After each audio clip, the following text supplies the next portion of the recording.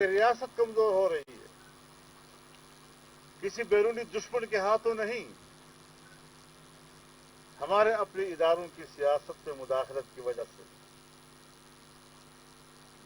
حکومتی نظام کو مسترب رکھا جا رہا ہے۔ حکومت کو حکومت کرنے دیں۔ حکومت نے ایک چیلنج کے طور پر اس نظام کو قبول کیا ہوا ہے۔ 4 سالہ غلاظتیں قوم کے اوپر ایک کوہ گراں بن کر جب یہ لوگ مسلط رہے، آج اس سے جب جاں خلاصی ہوئی ہے تو ان ساری مشکلات سے نکلنا ایک چیلنج ہے۔ لیکن اگر مداخلت کے نتیجے میں حکومتی نظام مضطرب رہتا ہے، کنفیوژن رہتی ہے، تو ادارے بھی کام نہیں کریں گے، مالیاتی ادارے بھی کام نہیں کریں گے، انتظامی ادارے بھی کام نہیں کریں گے، اور عام آدمی بھی اپنے گھر میں پریشان اور سرگرداں رہے گا۔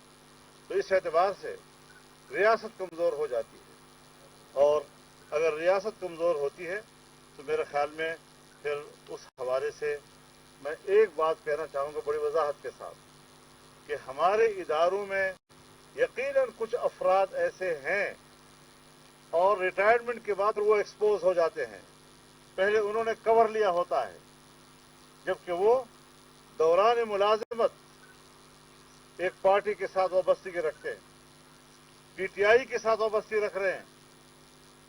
پھر میں ان کو یہی مشورہ دوں گا کہ آپ دوران ملازمت ایک پارٹی کے لیے ادارے کو استعمال مت کریں، آپ مستعفی ہوں، میدان میں آئیں اور میدان میں مقابلہ کریں اور عوامی سطح پہ مقابلہ کریں، ادارے کو استعمال مت کریں۔ ریٹائرمنٹ کے بعد پھر پریس کلب کے سامنے جناب مظاہرے کرتے ہیں اور اپنی بات کر رہے ہیں، اس قسم کی صورتحال سے ہمیں نکلنا چاہیے اور اس ملک پر ادارے رحم کریں۔ اپنی طاقت دکھانا، اپنی بالادستی دکھانا اور اس خواہش میں رہنا، یہ شاید ملک کو نقصان پہنچا رہا ہے۔ جہاں تک عمران خان کی سیاست ہے، اس کی پوری سیاسی زندگی ایک جھوٹے بیانیے پہ کھڑی ہے۔ اس کا نہ کوئی مستقل نظریہ ہے، نہ کوئی مستقل عقیدہ ہے، آئے روز ان کا بیانیہ تبدیل ہوتا رہتا ہے، اور اس کی ڈفلی پر کچھ لڑکے کچھ لڑکیاں ناچتی رہتی ہیں، اور اس کو سیاست کہا جا رہا ہے پاکستان میں۔ کہاں گئی پاکستان کے اندر شرافت کی سیاست، وقار کی سیاست، نظریے کی سیاست؟ میرے نزدیک اگر وہاں پر کوئی اس کی مستقل حیثیت ہے تو وہ ایک ہی ہے، جو ہم نے پہلے دن سے کہا ہے کہ بیرونی قوتوں کی ہدایات اور ان کی خواہشات اور ان کی دولت کی پشت پناہی میں بطور مشنری پاکستان میں کام کرنا۔ اور مشن کیا ہے؟ ریاست کو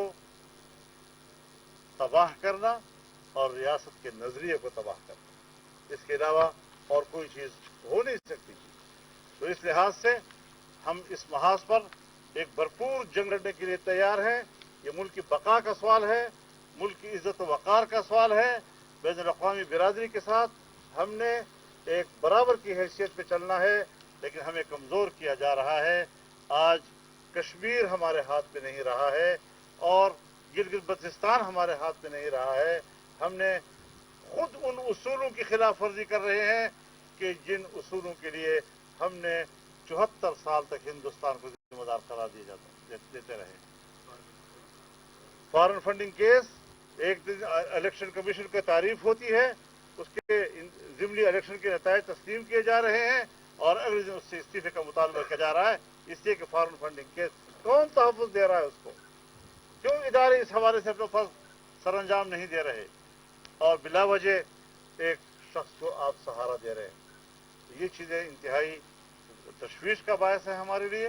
ہم اپنی تشویش کے اظہار کا حق رکھتے ہیں اور ہم کر رہے ہیں، اور کل اس کیس میں ہم بطور جماعت کے فریق بنیں گے اور ہمارے آئینی ماہرین اس میں اپنی درخواست جمع کریں گے اور फुल कोर्ट का हम मुतालबा करें। मौलाना साहब ये फरमाएं कि जिस जमात को जो है वो अदालत का फैसला पसंद आता है वो उसकी खुशियां मनाती है, जिसको पसंद नहीं आता वो उसके खिलाफ हो जाती है। क्या इन अदालतों को ताले लगा दिए जाएं? जो कुछ इस वक्त अब यानी हुक्मरान इत्तेहाद की तरफ से जो कुछ सोशल मीडिया पे हो रहा है जजों के वजह से, या उससे पहले पीटीआई वालों की तरफ से हो रहा था, डॉलर कहाँ चला गया है, मुआशी मारी सर पकड़ के बैठे हैं कि ये सियासतदान हमारे मुल्क के साथ कर क्या है, किया क्या जाए, किसी को भी पसंद नहीं है फैसले।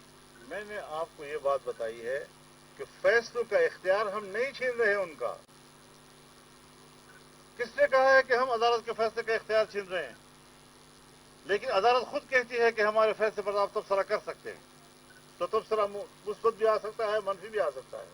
हम आज भी फुल कोर्ट का मुतालबा इसलिए नहीं कर रहे कि हम खुदा न खास्ता उनके फैसले का इख्तियार छीन रहे हैं, हम उनको एक बड़े फोरम के अंदर फैसला करने की दरख्वास्त कर रहे हैं। राणा साहब, ये आप समझ रहे हैं जिस तरह आपने कहा कि अभी भी एस्टेब्लिशमेंट न्यूट्रल नहीं है, लगता यही है जिस तरह आपने बात सुनी बताया कि इमरान खान के साथ अभी भी सपोर्ट है? नहीं, मैंने ये नहीं कहा है। मैंने ये कहा है कि जिस तरह एक्सपोज हुए हैं बाज़ लोग रिटायरमेंट के बाद, तो इस तरह के आज भी अगर कोई लोग इदारों के अंदर बैठकर एक खास कवर के अंदर इदारे को इस्तेमाल कर रहे हैं सियासत में, उनका शौक है तो मैदान में आ जाए। साहिबान कर रहे हैं क्योंकि अदलिया का माजी हम देखें, आप देखें तो वो इस्टेब्लिशमेंट के जेर असर तो बहरहाल रही है, तो आप नहीं समझते कि इस्टेब्लिशमेंट पीछे हट के अदलिया को आगे किया गया है, या इस्टेब्लिशमेंट की कोई इनडायरेक्ट इन्वॉल्वमेंट है अभी भी सियासत में? आपका सवाल खुद बता रहा है कुछ न कुछ तो है कि इदारों में मुदाखलत कर रहे हैं। जब इदारा अपने इदारे से बाहर जाकर दूसरे इदारे में असर रसूख इस्तेमाल करेगा, अपनी ताकत के इस्तेमाल की वो एक को तोसी देगा, तो फिर जाहिर है उससे मुश्किल तो पैदा होंगी। आपका सवाल खुद बता रहा है कुछ न कुछ तो है। आप क्या समझते हैं कि अदारे में मुदाखलत कर रहे हैं, ये मुदाखलत पेशावर से हो रही है या रावलपिंडी से हो रही है?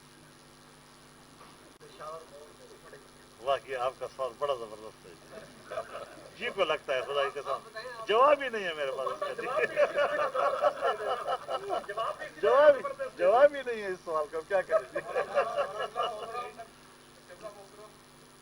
पाकिस्तान की तारीख में 3 खत जो है ना नुमाया हो चुके हैं। एक सैनी का खत खैर पानी, दूसरा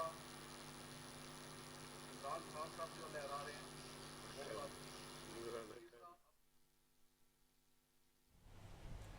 वज़ीर आला उन्होंने कहा कि वज़ीर आला पंजाब का मामला फौरी अदालत में जाना बाइस तशवीश है। वज़ीर आला पंजाब का इंतखाब इंतहाई अहमियत का हामिल है।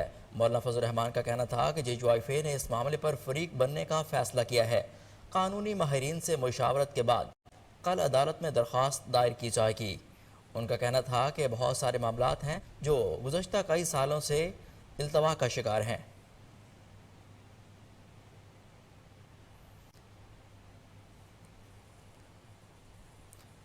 मौलाना फजल रहमान ने कहा कि हम चाहते हैं कि